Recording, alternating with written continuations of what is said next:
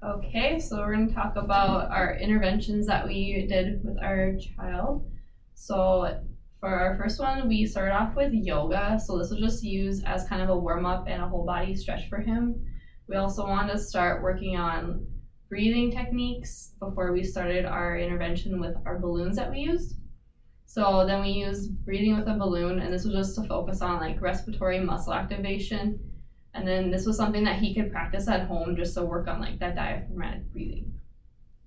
The second part of our intervention, we had him standing on a wedge, and then he had to bend down to pick up a bowling ball, and then he got to bowl it, which was pretty fun. And this was to work on that heel cord tightness, and then doing some bending and squatting.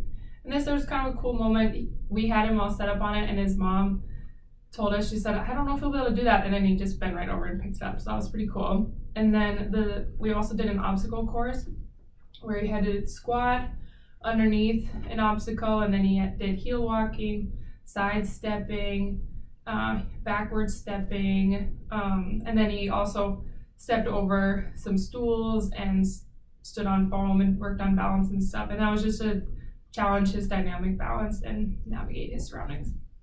So for narrowing down our top 2 to 3 problems, we figured our 3 were general lower extremity weakness, decreased endurance with fatigue, and lack of independence in school. And so you can see our goals will reflect those problems.